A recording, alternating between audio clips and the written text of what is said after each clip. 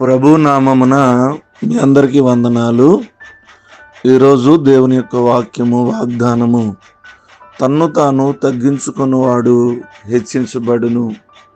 ప్రియమైనటువంటి దేవుని బిడ్డలారా, దేవుని యొక్క వాక్యము చాలా స్పష్టంగా మనకు తెలియజేస్తూ ఉంది, తనను తాను తగ్గించుకోవాలని.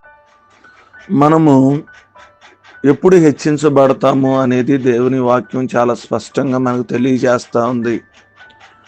ఒక గొప్ప సీక్రెట్ని దేవుని యొక్క వాక్యం మనకి తెలియజేస్తూ ఉంది. మనల్ని మనం తగ్గించుకున్నప్పుడు దేవుడు మనని హెచ్చిస్తాడని. అహంకారము, గర్వము నాశనానికి ముందు నడుస్తాయని, జాగ్రత్తగా మనం జీవించాలని, మనలో దేవునికి లోబడే తగ్గించుకునే గుణం ఉండాలని, మనల్ని మనం హెచ్చించుకునే గుణమే మనల్ని పడద్రోస్తుంది, జాగ్రత్త అని దేవునికి వాక్యం సెలవిస్తుంది. మనలో దీన హృదయం ఉండాలి, తగ్గింపు ఉండాలి.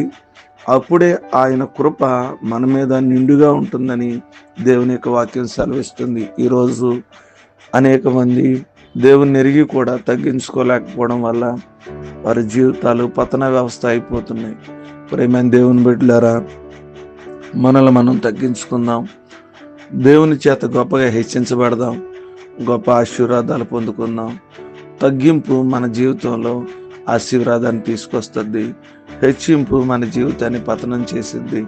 బైబిల్ చెప్తున్నట్టుగా మన కుటుంబం అంతా కూడా దేవునిలో తగ్గించుకుంటూ దేవుని ఆశీర్వాదాలు పొందుకుందాం. అటు కృప దేవుడు మనందరికీ అనుగ్రహించునుగాక. ఈ కొద్ది మాటలు దేవుడు మన్నిటిలో ఫలింప చేయనుగాక. ఆమేన్. తలలు వంచుకుందాం, కళ్ళు మూసుకుందాం.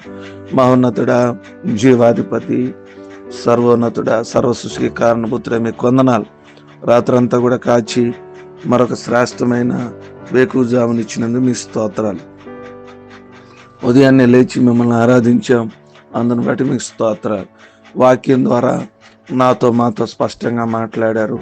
తన్ను తాను ఆయన తగ్గించుకోవాలి అని చెప్పారు. మా జీవితంలో మమ్మల్ని మేము హెచ్చించుకుంటున్నామేమో, ఆ స్వభావం ఎప్పుడు మా జీవితాల్లో లేకుండా మమ్మల్ని మేము తగ్గించుకునే కృపను మా అందరికీ దయచేయమని కోరుకుంటాను. తద్వారా మేము హెచ్చింపబడ్డానికి సహాయం చేయండి. మాలో ఉన్న ప్రభనైన జీవితాలను జ్ఞాపకం చేసుకోండి. ప్రభా, ఈ దినాన వివాహ దినాలు, పుట్టినరోజులు, అనారోగ్యాలు, ఆర్థిక సమస్యలు, శరీర బలహీనతలు కలిగిన ప్రతి ఒక్కరిని కూడా జ్ఞాపకం చేసుకోండి. ప్రభా, అవసరతలన్నీ తీర్చమని కోరుకుంటున్నాను. తుఫాను కారణంగా ఎన్నో వాతావరణ సమస్యలని వాటన్నిటిలో కూడా తోడుకుంటాడు. ఇదేనమంతా మా పనిపాట్లో, ప్రయాణాల్లో, మా అవసరతలో తోడుకుండి మమ్మల్ని నడిపించమని ప్రార్థన చేస్తున్నాను, నడుచున్నాను తండ్రి. ఆమెన్.